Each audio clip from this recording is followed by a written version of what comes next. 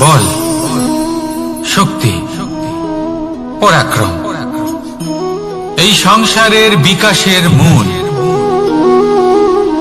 কিন্তু কখনো ভেবেছেন যে প্রকৃতি আমাদের এই বল, শক্তি, পরাক্রম কেন দিয়েছেন? যাতে আমরা জীবনে কারোর উদ্ধার করতে পারি, কাউকে সাহায্য করতে পারি, কারোর জন্য ভালো কিছু করতে পারি, কোনো গরিব অসহায় মানুষের জন্য কিছু করতে পারি। এই বল, এই শক্তির সদ্ব্যবহার করতে পারি। কখনো দেখেছেন এমন মানুষ যার কাছে অসীম শক্তি আছে, কিন্তু তার সাথেই অসম্ভব অহংকারও রয়েছে, যিনি নিজেকে সর্বশ্রেষ্ঠ বলে মনে করেন, খারাপ কাজও করেন। আপনি দেখবেন প্রকৃতি এবং মানুষ তাকে ভাঙতে সর্বদা চেষ্টা করেন। মনে রাখবেন, যতই সুবিশাল পর্বত হোক না কেন, তা যদি পথে পড়ে তাকে ভেঙে পথ প্রশস্ত করা হয়। যদি আপনার কাছে বল থাকে, শক্তি থাকে, পরাক্রম থাকে, তাহলে তার সদ্ব্যবহার করুন, কাউকে সাহায্য করুন, কাউকে রক্ষা করুন। যদি আপনি আপনার শক্তির দুর্ব্যবহার করেন, তাহলে মনে রাখবেন আপনি নিজের বিনাশ নিজেই আমন্ত্রণ করছেন। এবার বল অর্জন করার পরে, শক্তি অর্জন করার পরে আপনি নিজেকে বিনাশ করতে চান নাকি এই সংসারের উদ্ধার করতে চান? সিদ্ধান্ত আপনার। রাধা রাধা। মানুষ আর ধন, এই দুইয়ের মধ্যে সম্পর্ক খুব ঘনিষ্ঠ। ধন হলো সেই শক্তি যার ব্যবহার মানুষ করে থাকে সাংসারিক বস্তু ক্রয় করার জন্য, নিজের জীবন যাপন করার জন্য। আর মানুষ হলো সেই শক্তি যারা ধনকে গুরুত্বপূর্ণ করে তোলেন। এবার একটা কথা বলি, ব্যবহার করা উচিত ধনকে আর ভালোবাসা উচিত মানুষকে। এটা বেশিরভাগ মানুষই বোঝেন না। মানুষ এখানেই সব থেকে বড় ভুল করে বসেন। তারা ভালোবাসেন ধনকে আর ব্যবহার করেন মানুষকে। এ হলো অনুচিত। দেখুন, আপনি একটা সূচের দ্বারা যুদ্ধ করতে পারবেন না, আর কোন তলোয়ার দ্বারা বস্ত্র সেলাই করতে পারবেন না, তাই না? কোনটা কিসের জন্য হয় সেটা বোঝা অত্যন্ত জরুরি। আপনিও সঠিক দিকে অগ্রসর হন। মানুষকে ভালোবাসুন আর ধনকে ব্যবহার করুন। যদি আপনি মানুষকে ব্যবহার করেন, তাহলে আপনি ভালোবেসে ফেলবেন ধনকে। আর এই ভালোবাসা ধীরে ধীরে পরিণত হবে লোভে, আর ধীরে ধীরে এটা আপনাকে বিনাশ করে দেবে। তাহলে সমস্ত মানুষকে ভালোবাসুন আর এইভাবে ভালোবেসে বলুন, রাধা রাধা। সাফল্য কে না চান? সাফল্য লাভ করার, শিখরে পৌঁছানোর আলাদাই একটা আনন্দ রয়েছে। আর আপনজনদেরও কে না চান? প্রত্যেক মানুষ চান যেন জীবনে তার কোনো আপনজন থাকে, যারা সব সময় তাদের সাথে থাকবে। কারণ আপনজনের সাথেই তো সাফল্যের আনন্দ সব থেকে বেশি পাওয়া যায়। কিন্তু আসলে কি হয়, অনেক সময় সাফল্যের খোঁজে সেই পথে চলতে চলতে আমরা আপনদের থেকে দূরে চলে যাই। না চাইতেও দূরে চলে যেতে হয়। ওনাদের সাথে সময় কাটাতে পারি না। আর আমরা ভুলে যাই যে সাফল্যের আসল আনন্দ আপনজনদের সাথেই পাওয়া যায়। সফল হওয়ার পরে আপনদের সাথে দেখা হলে তাদের চোখে আমাদের জন্য যে আবেগ থাকে, যে সম্মান, যে প্রেম থাকে, সেটাই হলো আসল পুরস্কার। আমরা সেই কথা ভুলে যাই এবং একা হয়ে পড়ি।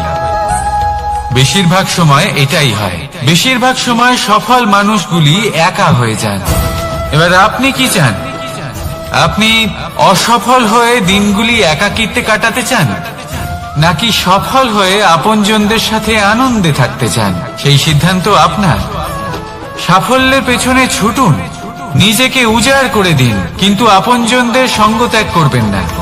সেই আপনজন যারা আপনার সাফল্যের জন্য দায়ী, সেই আপনজন যিনি আপনার সাফল্যে আনন্দ পান, সুখ লাভ করেন, তাদের কখনো ত্যাগ করবেন না। আসুন আমার সাথে ভালোবেসে বলুন, রাধা রাধা। আপনি কি কখনো জলকে নিজের মুঠোতে ধরে রাখার চেষ্টা করেছেন? চলুন আজ করা যাক।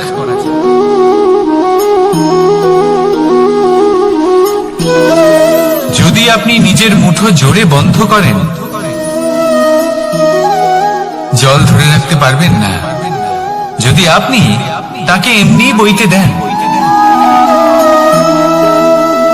তাহলে ও নিজের পথ নিজেই করে নেবে, আর আপনার হাতেও থেকে যাবে। আমাদের জীবনও হলো কিছুটা এরকম, জলের মতো। নিজের পথ নিজেই করে নেয় এই জীবন। প্রত্যেক সমস্যার সমাধান নিজেই করে নেয় এই জীবন। তাই জীবনে যখন কোনো পরিস্থিতি আমাদের প্রতিকূল হয়ে থাকে, কিছুই হয়তো আমরা বুঝতে পারছি না, কিছুই যখন বসে থাকে না, তখন আমরা হতাশ হয়ে পড়ি, নিরাশ হয়ে পড়ি, আর এটাই করা উচিত নয়। শান্ত মনে দেখতে হবে যে এই জীবনে আসলে কি ঘটে চলেছে। কষ্ট সবাই ভোগ করেন, কষ্ট পেলে কেউ রেগে যান, রেগে গিয়ে পরাক্রম দেখান, এটাই তো করা উচিত নয়। শান্ত মনে সেটাই করতে হবে যা জীবন আমাদের শেখাতে চাইছে। জীবন আমাদের সব শিখিয়ে দেবে, শুধু মনে রাখবেন কখন প্রয়াস করতে হবে আর কখন আমাদের প্রতীক্ষা করতে হবে, সেটা আগে আপনাকে বুঝতে হবে। তাহলে আসুন আমার সাথে ভালোবেসে বলুন, রাধা রাধা। বাজ পাখিকে পক্ষীরাজ বলা হয়। বাজের আয়ু হলো মোটামুটি 70 বছর। এবার 40 বছর হতে হতেই ওদের পালক লম্বা এবং ভঙ্গুর হয়ে যেতে থাকে, ঠোঁট বেঁকে যায়, ডানা ভারী হয়ে যায়, অর্থাৎ আগের মতো উঠতে পারে না, সেই শক্তি থাকে না। এবার সেই বাজ কি করবে? বাজ সব থেকে কঠিন নির্বাচন করে, নির্বাচন নিজের পুনর্স্থাপনার।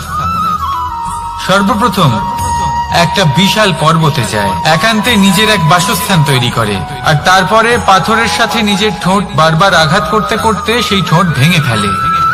তারপরে সে অপেক্ষা করে সেই ঠোঁট পুনর্নির্মাণ হওয়ার। তারপর সেটাই করে নিজের পালকের সাথে।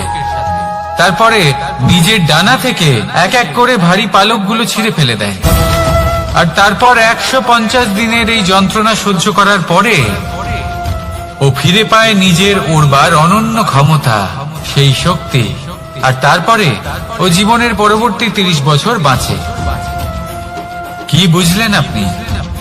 যদি ইচ্ছে শক্তি থাকে, তাহলে একজন দুর্বলও শক্তিশালী হতে পারে। আপনিও এটাই করুন, নিজের অতীতের যন্ত্রণার বোঝাগুলিকে ত্যাগ করুন, আর কল্পনার খোলা আকাশে উন্মুক্ত হয়ে উড়ে বেড়ান। নিজের পুনর্স্থাপনা করুন, তবেই সর্বশ্রেষ্ঠ হতে পারবেন। আর মনে রাখবেন, এই ছোট ছোট পদক্ষেপই বড় বড় শিখরে পৌঁছে দিতে পারে। তাহলে আসুন আর আমার সাথে ভালোবেসে বলুন, রাধা রাধা। ভগবান আর ভক্ত যখন এক আকার হয়ে যায়, যখন ভক্ত তার ভগবানের প্রতি এবং নিজের জীবনের উদ্দেশ্যের প্রতি সম্পূর্ণরূপে সমর্পিত হয়, তখন জন্ম নেয় ভক্তি। এই সংসারের সমস্ত আশা হয়তো আপনার সঙ্গ ত্যাগ করে দিতে পারে, তখনও ভক্তি সাথে থাকবে। ভক্ত আর ভগবান যখন এক আকার হয়ে যায়, তাদের মধ্যে কোনো পার্থক্য থাকে না। তারা এক হয়ে যায়, এক ব্যক্তিত্ব, এক অস্তিত্ব। সেই জন্য কখনো জীবনে যে কোনো রূপেই, যে কোনো প্রকারেই, যে কোনো ঈশ্বরকে মান্য করুন। মনের মধ্যে শ্রদ্ধা ভাব জাগ্রত করুন, মনে ভক্তি ভাব জাগ্রত করুন। এই সমগ্র সংসারে সব কিছু আপনাকে ছেড়ে চলে গেলেও তখনও এই ভক্তি শুধুমাত্র আপনার উত্থান ঘটাবে। তাই মনে ভক্তি জাগ্রত করুন, আর আমার সাথে ভালোবেসে বলুন, রাধা রাধা। শব্দই হলো শূন্য, শব্দই হলো আরম্ভ, শব্দই হলো অন্ত, শব্দই হলো অমর, শব্দই হলো ব্রহ্ম। এই শব্দ হলো অত্যন্ত বিশেষ। কেউ কাঁদলে তাকে হাসিয়ে তোলে, কেউ হাসলে তাকে কাঁদিয়ে দেয়। কারোর মনে উদ্দীপনা জাগিয়ে তুলতে পারে, আবার কারোর মনে কাঁটা হয়ে বিঁধে থাকতে পারে। একটা অত্যন্ত গুরুত্বপূর্ণ কথা, যা বোঝা অত্যন্ত আবশ্যক। আপনার মন, আপনার হৃদয়ে যতই শুদ্ধ হোক না কেন, যতই পবিত্র হোক না কেন, আপনার দৃষ্টিভঙ্গি যতই স্পষ্ট হোক না কেন, যদি আপনার কথা পবিত্র না হয়, যদি আপনার শব্দ শুদ্ধ না হয়, তাহলে তা আপনাকে আপনার কর্মফল ভোগ করতে বাধ্য করবেই। একটা সহজ উদাহরণ দিই। আপনার জীবনে এমন কেউ অবশ্যই থাকবেন যাকে আপনি পছন্দ করেন না, যিনি হয়তো অধর্মী মানুষ, যিনি হয়তো দুর্বুদ্ধি সম্পন্ন মানুষ, কিন্তু তার জন্য অপশব্দ প্রয়োগ করলে তার মধ্যে কোনো পরিবর্তন আসবে না, তার মানসিকতা বদলাবে না, শুধু মনে প্রতিশোধ স্পৃহা জেগে উঠবে, মনে হিংসা জাগবে, আর কিচ্ছু না। সেই জন্য নিজের শব্দকে নিয়ন্ত্রণ করুন, নিজের কথা সংযত করুন। শ্রেষ্ঠ থেকে শ্রেষ্ঠতর মানুষকেও সাবধানী হতে হয়, কারণ যদি এই শব্দের প্রয়োগ সঠিক না হয়, তাহলে আজীবন মানুষকে নির্বাক হয়ে থাকতে হতে পারে। তাহলে নিজের শব্দ নিয়ন্ত্রিত রাখুন, নিজের কথাকে শুভ করুন, এতে প্রেমবোধ জাগিয়ে তুলুন, আর সেই প্রেমবোধ নিয়েই বলুন রাধা রাধা। বরদান এবং অভিশাপ, এই দুই হলো একই মুদ্রার দুটি পিঠ। এই বরদান আমরা অনেক কারণে পেতে পারি, কখনো নিজের পরিশ্রমের কারণে, কখনো নিজের তপস্যার কারণে, কখনো আমাদের পূর্বপুরুষদের কর্ম ও তপস্যার কারণে।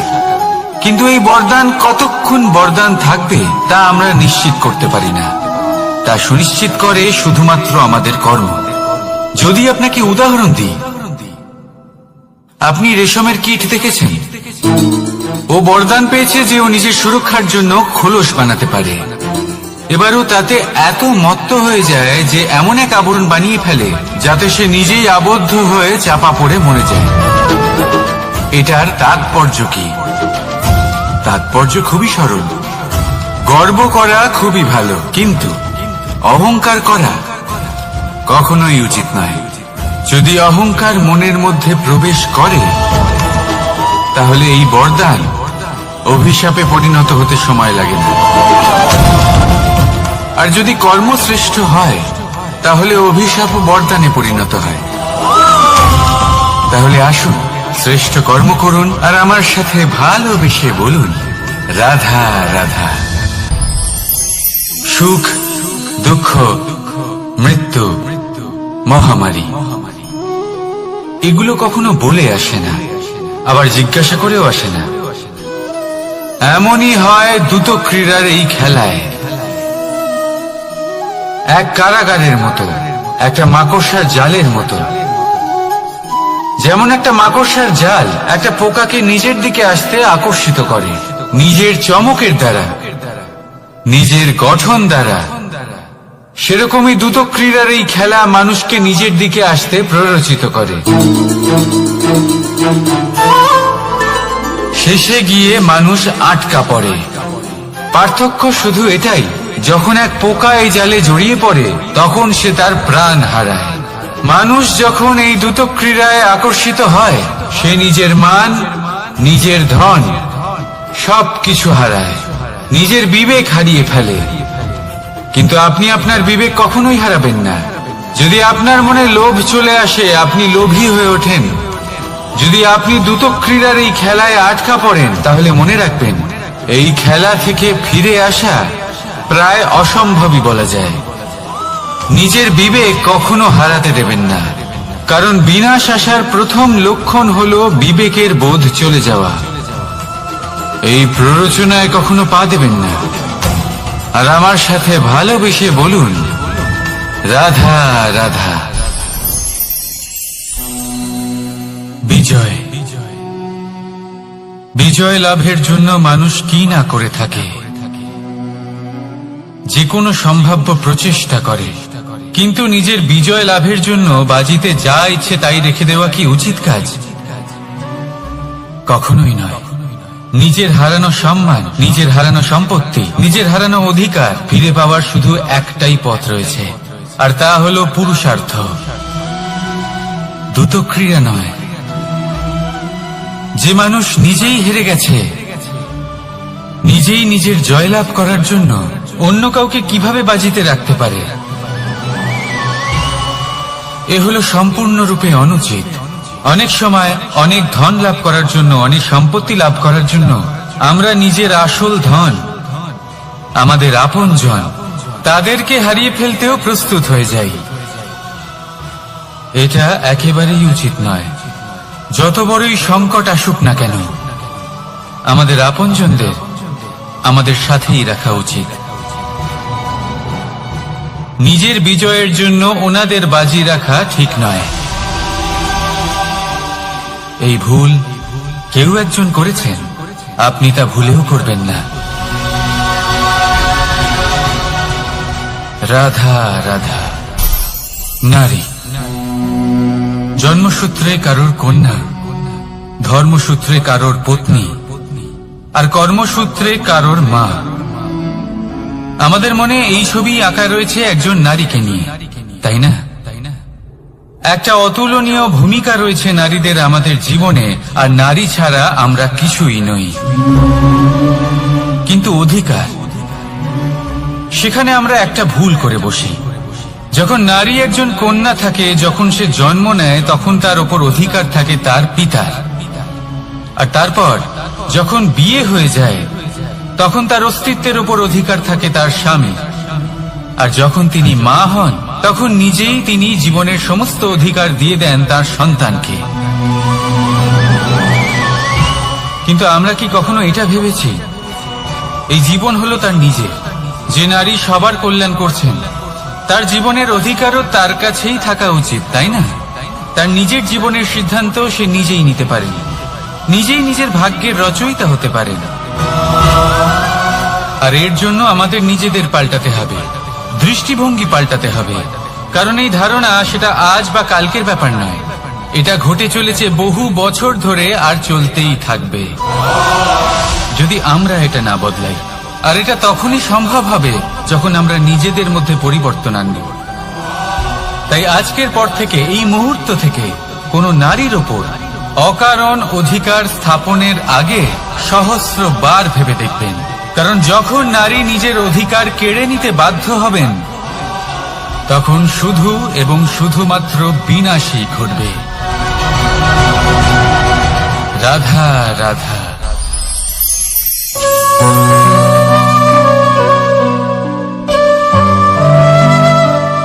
নারী,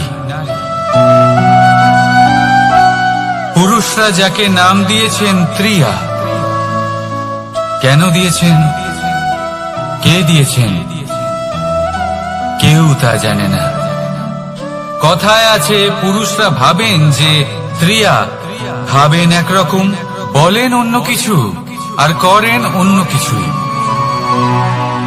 কিন্তু সত্যিটা কি এটাই? আসল সত্যি হলো এটাই যে ত্রিয়া হলো সেই চরিত্রহীন পুরুষ, আর কেউ নয়।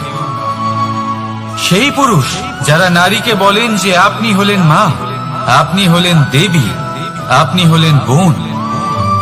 আর ভাবেন কি? ভাবেন যে এই নারী হলো আমাদের পায়ের ধুলো, আর কিচ্ছু নয়। আর কি করেন? ওনাদের মাথায়, ওনাদের খোপায় মালা পরিয়ে দিয়ে ভাবেন যে ওনারা হলেন তাদের পায়ের ধুলোর সমান। একজন নারীর সম্মান ভঙ্গ করেন, তাদের দাসী মনে করেন।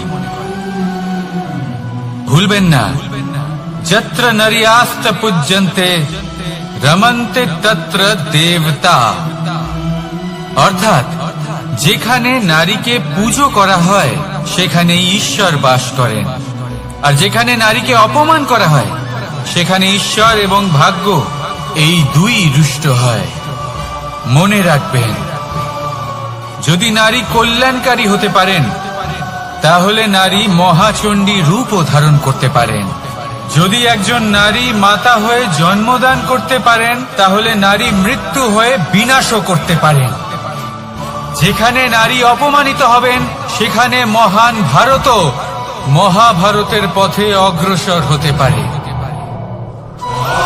তাই মনে রাখবেন, নারীর অপমান যেন কখনোই না ঘটে। আর যদি কোথাও নারীর অপমান হয়, তার অর্থ হলো আপনার বিনাশ আপনার দিকেই আসছে।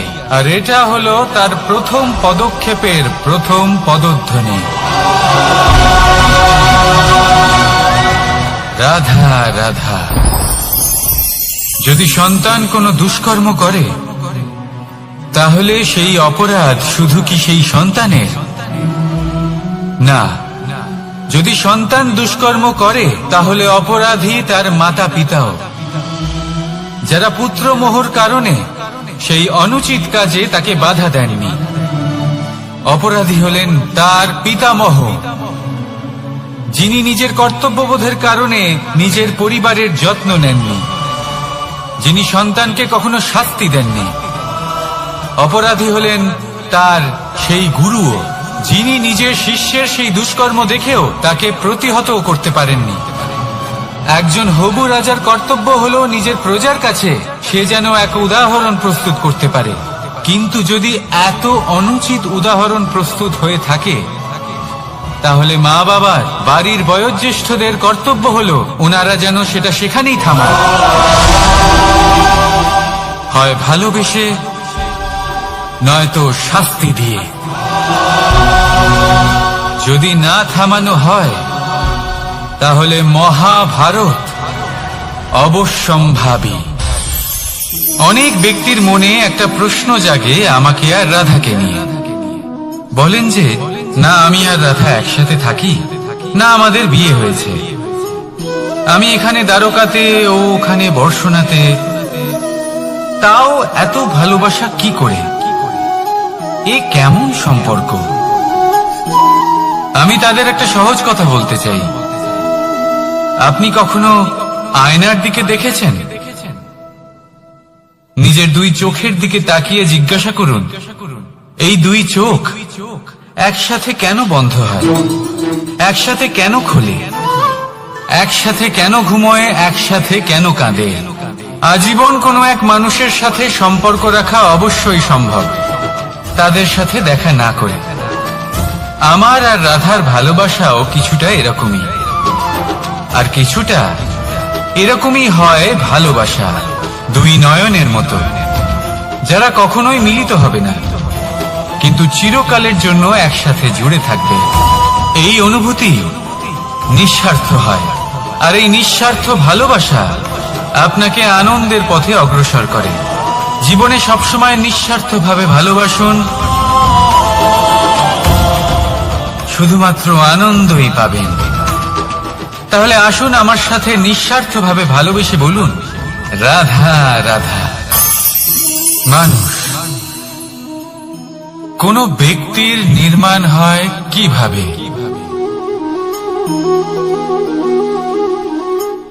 কেউ বলবেন পঞ্চতত্ত্বের দ্বারা, কেউ বলবেন আত্মা, দেহ ও চেতনার দ্বারা, কেউ বলবেন ঈশ্বরের কৃপার দ্বারা, তো কেউ বলবেন এই প্রকৃতির পরীক্ষার দ্বারা।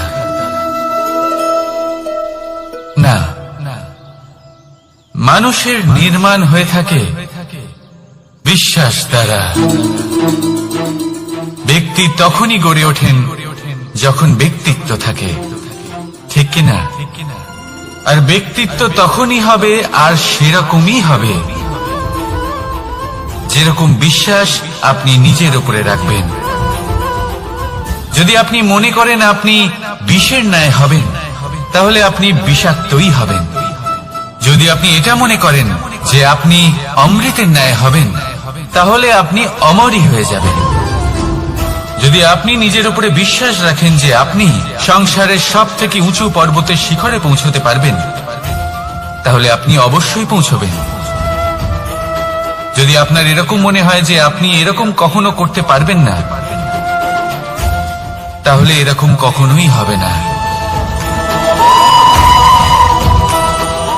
ভেবে দেখবেন, বিশ্বাসের মধ্যেই বিশ্ব বাস করে থাকে, তো আপনার অস্তিত্ব কেন করবে না?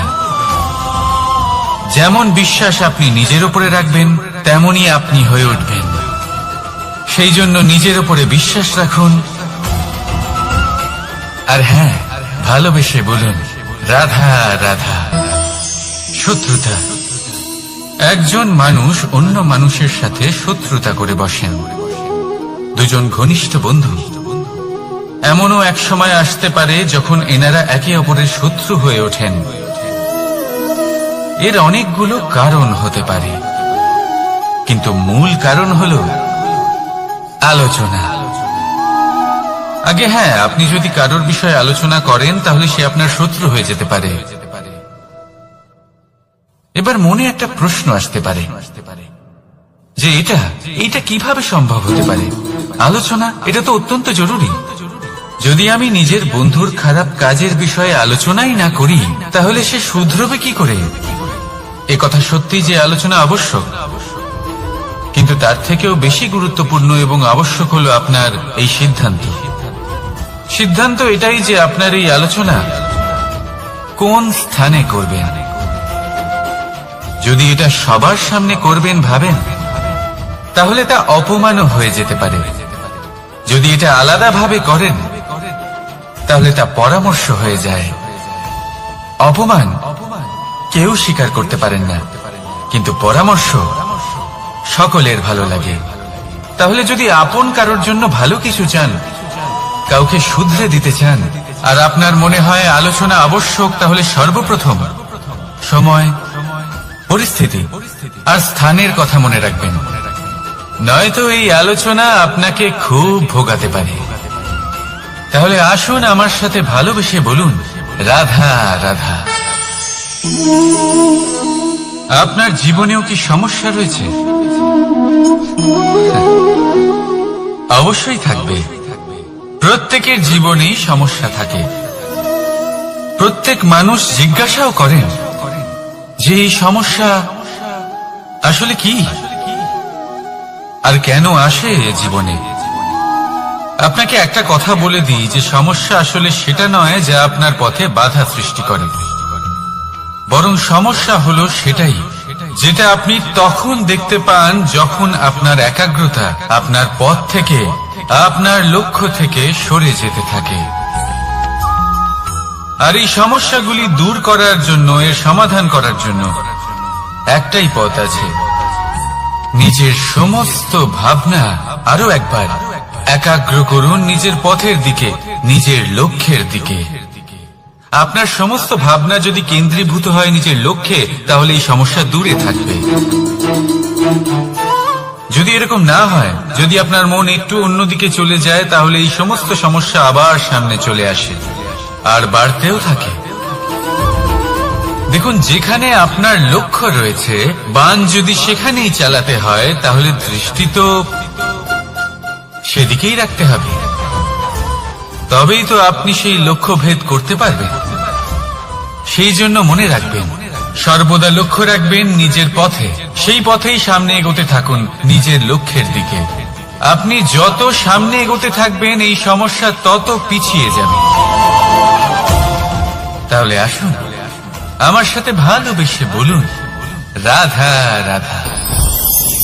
এই পাখিরা সত্যি খুব সুন্দর, আমার খুব ভালো লাগে। আপনি নিশ্চয়ই শুনে থাকবেন যে কিছু পাখির কাছে ডানা অবশ্যই থাকে, কিন্তু উড়তে পারে না। তারা চায় উঁচু আকাশে উড়ে বেড়াতে এবং মেঘেদের সাথে কথা বলতে, করতেই পারে না। এবার এই সংসারেও পাওয়া যায় ঘুড়িও। এদের মধ্যে না জীবন আছে, না প্রাণ আছে, আর না আছে ডানা, কিন্তু এরা আকাশের সাথে কথা বলে, হাওয়ার বেগের সাথে কথা বলে, আনন্দ করে, উৎফুল্ল হয়ে ওঠে। আকাশে জীবনের কিছু মুহূর্ত কাটায়। তার কারণ কি হতে পারে? কারণ হলো সুতো। এই সুতো যদি সঠিক হাতে থাকে, তাহলে এই কাগজের তৈরি ঘুড়িও আকাশের উচ্চতায় উড়ে বেড়াতে পারে। এবার এই সুতো আসলে কি? এই সুতো হলো আসলে ভালোবাসা। এই সুতো হলো আসলে বিশ্বাসের। আর এটা আপনি দিয়ে থাকেন তাদের হাতে যাদের আপনি বিশ্বাস করেন, যাদের আপনি নিজের সর্বস্ব দিয়ে দেন। ভেবে দেখুন, এই ভালোবাসা আর বিশ্বাসের সুতো আপনি যদি সঠিক মানুষের হাতে দিয়ে দেন, তাহলে আপনি অনেক উচ্চতায় উঠতে পারবেন, আকাশের উচ্চতায় উড়ে বেড়াতে পারবেন, মেঘের সাথে কথা বলতে পারবেন, পাখিদের মতো উঠতে পারবেন, যা ইচ্ছে তাই করতে পারবেন। শুধু এই মানুষ সঠিক হতে হবে, এমন একজন মানুষ যার মনে আপনার জন্য ভালোবাসা রয়েছে, এমন এক মানুষ যার মনে কোনো স্বার্থ নেই, যিনি পরোপকারী, এমন একজন ব্যক্তি যিনি আপনার অস্তিত্বকে বাইরে নিয়ে আসতে পারবেন, তাকে উজ্জ্বল করে তুলবেন। তাহলে ভালোবাসুন, আনন্দ করতে থাকুন, আর এই আনন্দ সহকারে বলুন রাধা রাধা। আমরা সকলে এমন ব্যক্তির সাথে থাকতে চাই যারা খুব মিষ্টি কথা বলেন, যাদের ব্যবহার আমাদের ভালো লাগে, যারা দেখতে সুন্দর হন, যাদের আমরা পছন্দ করি। আর সব সময় এমন ব্যক্তির থেকে দূরে থাকতে চেষ্টা করি যাদেরকে আমরা পছন্দ করি না, যাদের কথা আমাদের খারাপ লাগে, যাদের কথা একটু কঠোর হয়। আমরা সব সময় চেষ্টা করি এদের থেকে দূরে থাকার, ঠিক কিনা? কিন্তু যদি বাস্তবটা দেখি, তাহলে এই কঠোরতা জীবনের শান্তির প্রলেপ দেয়। ওষুধও একটু কড়াই হয়, কিন্তু এ কি করে? আমাদের সুস্থ করে তোলে। ঠিক সেইভাবেই ভালোবাসার এই অধ্যায় একটু কঠিন, একটু কড়াও মনে হতে পারে, কিন্তু এর ফল সবসময় আপনাদের স্বাস্থ্যের পক্ষে ভালোই হয়। সেই জন্য যদি কেউ আপনার নিন্দে করে, আপনাকে কড়া কথা শোনায়, আপনার ব্যাপারে আলোচনা করে, তার মানে এটা নয় যে সে আপনার শত্রু। হতে পারে তিনি আপনার বন্ধু হন, আপনার জন্য ভালো চান, আপনাকে শুধরে নিতে চান, আপনার মধ্যে কোনো পরিবর্তন দেখতে চান। সেই জন্য কখনো কারোর কথা শুনে বা কাউকে দেখে প্রাথমিকভাবে এই সিদ্ধান্ত নেবেন না যে তিনি আপনার শত্রু হন নাকি আপনার বন্ধু হন। এমনও শত্রু হয়ে থাকেন যে গুড়ের মতো মিষ্টি মিষ্টি কথা বলে আসলে আপনাকে বিষ পান করিয়ে দেবেন। আর এমনও বন্ধু থাকেন যারা আসলে নিমের মতো কড়া কথা বলেন, কিন্তু আপনাকে অমৃত পান করান। এদের মধ্যে পার্থক্য করতে জানতে হবে, কে আসলে শত্রু হন আবার কে আসলে মিত্র হন। এই পার্থক্য যখন আপনি করতে শিখবেন, তখন আপনি এই সংসারের সব থেকে সুখী প্রাণী হয়ে উঠবেন। এই পার্থক্য বোঝা সহজ নয়, কিন্তু অবশ্যই আবশ্যক। রাধা রাধা। অসুখ। এমন কোন মানুষ আছেন এই সংসারে যার অসুখ করে না? প্রত্যেক মানুষ কখনো না কখনো অবশ্যই অসুস্থ হয়েছে, তার এই শরীর রোগের শিকার অবশ্যই হয়েছে। এবারে দেখুন, এই রোগ আসে আবার এই রোগ চলেও যায়, কিন্তু সেই রোগ আমাদের কষ্ট দিতে কেন সক্ষম হয়? কারণ হলো স্বচ্ছতা। যদি এই স্বচ্ছতা শরীরে না থাকে, তাহলে মানুষকে শারীরিক কষ্ট পেতেই হবে। ঠিক সেইভাবেই অত্যন্ত প্রয়োজনীয় হলো এই স্বচ্ছতা যেন মনেও থাকে।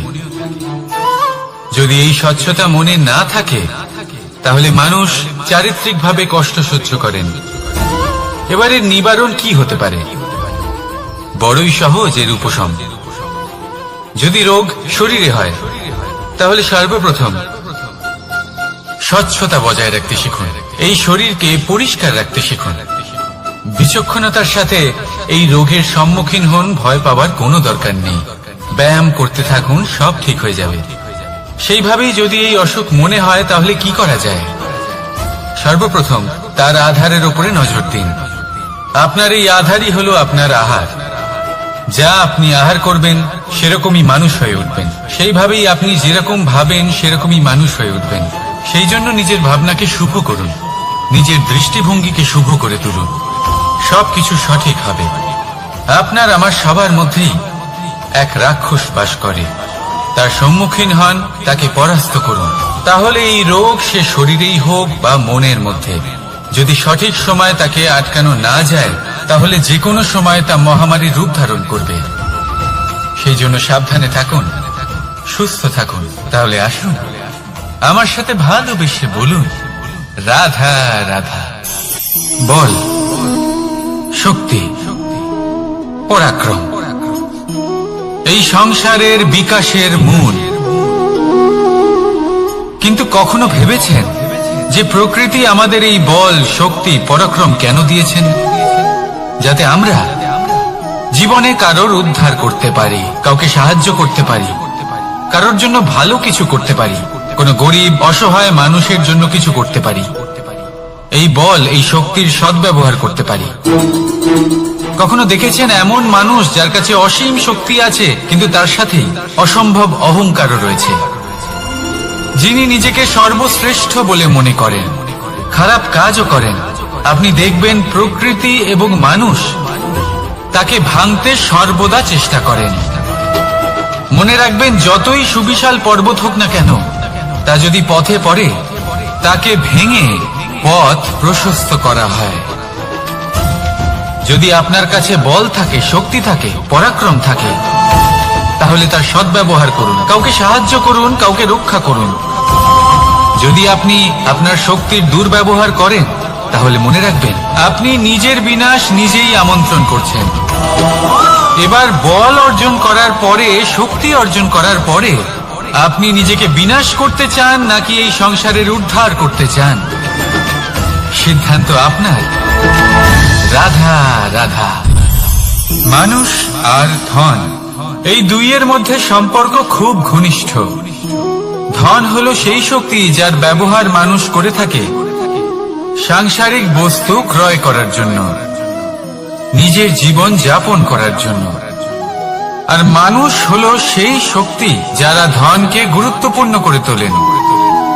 এবার একটা কথা বলি, ব্যবহার করা উচিত ধনকে আর ভালোবাসা উচিত মানুষকে। এটা বেশিরভাগ মানুষই বোঝেন না। মানুষ এখানেই সব থেকে বড় ভুল করে বসেন। তারা ভালোবাসেন ধনকে আর ব্যবহার করেন মানুষকে। এ হলো অনুচিত। দেখুন, আপনি একটা সূচের দ্বারা যুদ্ধ করতে পারবেন না, আর কোন তলোয়ার দ্বারা বস্ত্র সেলাই করতে পারবেন না, তাই না? কোনটা কিসের জন্য হয় সেটা বোঝা অত্যন্ত জরুরি। আপনিও সঠিক দিকে অগ্রসর হন। মানুষকে ভালোবাসুন আর ধনকে ব্যবহার করুন। যদি আপনি মানুষকে ব্যবহার করেন, তাহলে আপনি ভালোবেসে ফেলবেন ধনকে। আর এই ভালোবাসা ধীরে ধীরে পরিণত হবে লোভে, আর ধীরে ধীরে এটা আপনাকে বিনাশ করে দেবে। তাহলে সমস্ত মানুষকে ভালোবাসুন আর এইভাবে ভালোবেসে বলুন, রাধা রাধা। সাফল্য কে না চান? সাফল্য লাভ করার, শিখরে পৌঁছানোর আলাদাই একটা আনন্দ রয়েছে। আর আপনজনদেরও কে না চান? প্রত্যেক মানুষ চান যেন জীবনে তার কোনো আপনজন থাকে, যারা সবসময় তাদের সাথে থাকবে। কারণ আপনজনের সাথেই তো সাফল্যের আনন্দ সব থেকে বেশি পাওয়া যায়। কিন্তু আসলে কি হয়, অনেক সময় সাফল্যের খোঁজে সেই পথে চলতে চলতে আমরা আপনদের থেকে দূরে চলে যাই। না চাইতেও দূরে চলে যেতে হয়, ওনাদের সাথে সময় কাটাতে পারি না। আর আমরা ভুলে যাই যে সাফল্যের আসল আনন্দ আপনজনদের সাথেই পাওয়া যায়। সফল হওয়ার পরে আপনদের সাথে দেখা হলে তাদের চোখে আমাদের জন্য যে আবেগ থাকে, যে সম্মান, যে প্রেম থাকে, সেটাই হলো আসল পুরস্কার। আমরা সেই কথা ভুলে যাই এবং একা হয়ে পড়ি। বেশিরভাগ সময় এটাই হয়। বেশিরভাগ সময় সফল মানুষগুলি একা হয়ে যান। এবার আপনি কি চান? আপনি অসফল হয়ে দিনগুলি একাকিত্বে কাটাতে চান, নাকি সফল হয়ে আপনজনদের সাথে আনন্দে থাকতে চান? সেই সিদ্ধান্ত আপনার। সাফল্যের পেছনে ছুটুন, নিজেকে উজাড় করে দিন, কিন্তু আপনজনদের সঙ্গ ত্যাগ করবেন না। সেই আপনজন যারা আপনার সাফল্যের জন্য দায়ী, সেই আপনজন যিনি আপনার সাফল্যে আনন্দ পান, সুখ লাভ করেন, তাদের কখনো ত্যাগ করবেন না। আসুন আমার সাথে ভালোবেসে বলুন, রাধা রাধা। বাজ পাখিকে পক্ষীরাজ বলা হয়। বাজের আয়ু হলো মোটামুটি 70 বছর। এবার 40 বছর হতে হতেই ওদের পালক লম্বা এবং ভঙ্গুর হয়ে যেতে থাকে। ঠোঁট বেঁকে যায়, ডানা ভারী হয়ে যায়, অর্থাৎ আগের মতো উঠতে পারে না, সেই শক্তি থাকে না। এবার সেই বাজ কি করবে? বাজ সব থেকে কঠিন নির্বাচন করে, নির্বাচন নিজের পুনর্স্থাপনা। সর্বপ্রথম একটা বিশাল পর্বতে যায়, একান্তে নিজের এক বাসস্থান তৈরি করে, আর তারপরে পাথরের সাথে নিজের ঠোঁট বারবার আঘাত করতে করতে সেই ঠোঁট ভেঙে ফেলে। তারপরে সে অপেক্ষা করে সেই ঠোঁট পুনর্নির্মাণ হওয়ার। তারপর সেটাই করে নিজের পালকের সাথে। তারপরে নিজের ডানা থেকে এক এক করে ভারী পালকগুলো ছিঁড়ে ফেলে দেয়। আর তারপর 150 দিনের এই যন্ত্রণা সহ্য করার পরে ও ফিরে পায় নিজের উড়বার অনন্য ক্ষমতা, সেই শক্তি। আর তারপরে ও জীবনের পরবর্তী 30 বছর বাঁচে। কি বুঝলেন আপনি? যদি ইচ্ছে শক্তি থাকে তাহলে একজন দুর্বলও শক্তিশালী হতে পারে। আপনিও এটাই করুন, নিজের অতীতের যন্ত্রণার বোঝাগুলিকে ত্যাগ করুন আর কল্পনার খোলা আকাশে উন্মুক্ত হয়ে উড়ে বেড়ান। নিজের পুনর্স্থাপনা করুন, তবেই সর্বশ্রেষ্ঠ হতে পারবেন।